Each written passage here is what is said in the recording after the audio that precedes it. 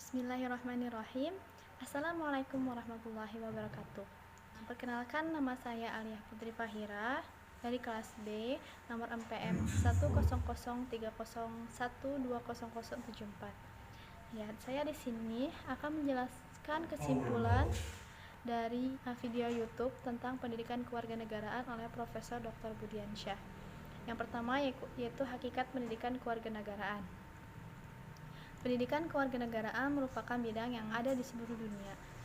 Nah, di sini juga dijelaskan tentang tipe-tipe warga negara menurut Nadine dan Kalb. Yang pertama yaitu ada strong citizen, yaitu warga negara terpusat yang mudah terbawa arus, tidak punya pendirian. Lalu yang kedua, stun citizen, yaitu warga negara tipe batu, sangat sulit menerima pandangan orang lain, terutama pandangan itu tidak sesuai dengan kepentingannya.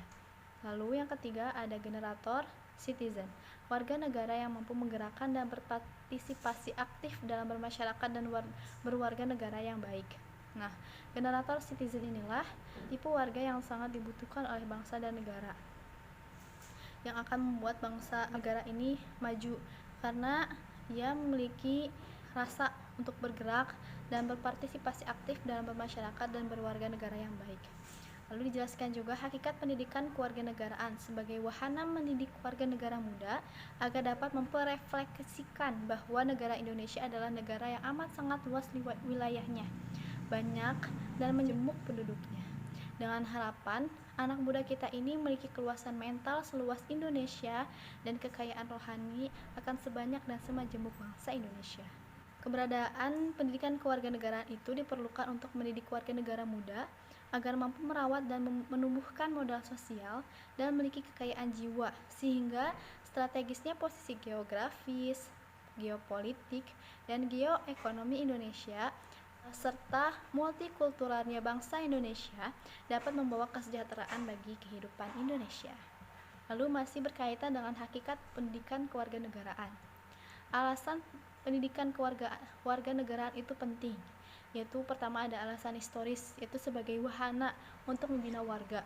Yaitu yang kedua, alasan yuridis, perintah berdasarkan undang-undang dalam Undang-Undang Nomor 12 Tahun 2012 tentang pendidikan tinggi, pasal 35 tentang kurikulum ayat 3 ditegaskan bahwa kurikulum pendidikan tinggi sebagaimana ayat 1 wajib membuat mata kuliah agama, Pancasila, pendidikan kewarganegaraan. Lalu yang ketiga, alasan sosiologis, mendidik kembali anak muda agar benar-benar dapat menggunakan kecanggihan konektivitas fisik untuk menumbuh kembangkan modal sosial. Lalu yang keempat ada alasan politik, yaitu berkaitan dengan kebijakan pemerintah, yaitu pendidikan kewarganegaraan baik substansi, proses pembelajaran maupun efek sosial kulturalnya sengaja dirancang dan diprogramkan untuk mewujudkan program-program pendidikan demokrasi yang bermuara pada pembentukan karakter bangsa Indonesia. Tujuan utamanya adalah untuk menumbuhkan karakter warga negara baik, karakter privat seperti tanggung jawab moral, disiplin diri, dan penghargaan terhadap harkat dan martabat manusia dari setiap individu maupun karakter publik, misalnya kepedulian sebagai warga negara, kesopanan, mengindahkan aturan main, berpikir kritis, kemauan untuk mendengar, bernegosiasi, dan berkompromi. Lalu yang ketiga, dijelaskan tentang urgensi pendidikan kewarganegaraan atau PKN.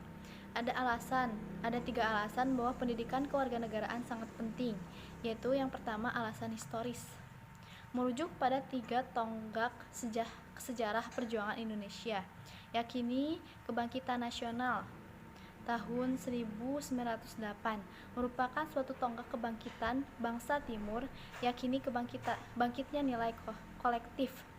Lalu Sumpah Pemuda 1928 menyatakan bahwa praksi kehidupan bangsa Indonesia serta nekat akan tetapi harus ada standar, yaitu mengaku tumpah darah, yang satu tanah Indonesia, mengaku berbangsa, yang satu berbangsa Indonesia, dan menjunjung bahasa persatuan bahasa Indonesia. Lalu, Proklamasi Kemerdekaan 1945 merupakan jembatan emas dalam membangun bangsa mencapai cita-cita nasional, yaitu menuju masyarakat yang adil dan makmur. Ada juga alasan yuridis, merujuk pada pesan konstitusi dan amanat Undang-Undang Sistem Pendidikan Nasional. Konstitusi juga Undang-Undang 1945 mengamanatkan bahwa pembangunan bangsa dan pembangunan karakter nation and character building harus dilakukan oleh pemerintah. Salah satunya tujuan pendidikan nasional adalah untuk perkembangannya potensi-potensi peserta didik agar menjadi negara yang demokrasi dan bertanggung jawab. Dalam pendidikan kewarganegaraan, etos demokrasi itu dipelajari, dipahami, diyakini, dan dilaksanakan dalam praktik kehidupan nyata sehari-hari. Lalu ada alasan pedagogis, merujuk pada pandangan bahwa anak pada hakikatnya warga negara hipotetik. Maknanya adalah sebagai anak termasuk seorang mahasiswa warga negara yang belum jadi karena masih perlu dididik menjadi warga negara dewasa yang sadar atas kewajiban dan hak-hak negara. Lalu dijelaskan keempat itu urgensi MKU atau mata kuliah umum. Mata kuliah umum memiliki peran strategis sebagai berikut. Yang pertama, MKU membekali mahasiswa pengetahuan dasar yang berguna sebagai disiplin ilmu seperti etika, berpikir kritis, memahami kebinekaan, belajar yang berintegrasi dan teraplikasi, bekerja sama dan memahami kemampuan belajar sepanjang hayat. Kedua, MKU membantu mahasiswa memahami keterkaitan satu ilmu dengan ilmu lainnya. MKU mestinya menjadi solusi mengatasi sempitnya spesialisasi bidang studi. Yang ketiga, MKU mengajari mahasiswa bagaimana mengaplikasikan ilmu yang diperoleh di bangku kuliah dalam kehidupan nyata sehari-hari. Yang keempat, MKU berkaitan dengan pengalaman manusia secara universal, sehingga pengalaman ini akan meningkatkan saling memahami dan menghargai sesama manusia. Nilai-nilai kemanusiaan terkikis ketika manusia tidak memahami dirinya sendiri. MKU membantu untuk bisa memahami diri sendiri dan orang lain. Yang merupakan MKU sesuai dengan Undang-Undang Nomor 12 Tahun 2012 tentang Pendidikan Tinggi Pasal 35 Ayat 2 Kurikulum Pendidikan Tinggi sebagaimana dimaksud pada ayat 1 wajib memuat mata kuliah yang pertama agama, lalu Pancasila, kewarganegaraan, dan bahasa Indonesia. Sifat-sifat buah dari hasil MKU. Yang pertama, 1. Kemampuan untuk memperoleh pengetahuan. 2. Kemampuan belajar sepanjang hayat. 3. Kemampuan beradaptasi untuk merespon perubahan. 4. Kemampuan mengelola diri. 5. Memiliki daya tahan ulet dan tekad yang kuat. Yang keenam, memiliki citra diri yang positif, memiliki kemampuan berkomunikasi.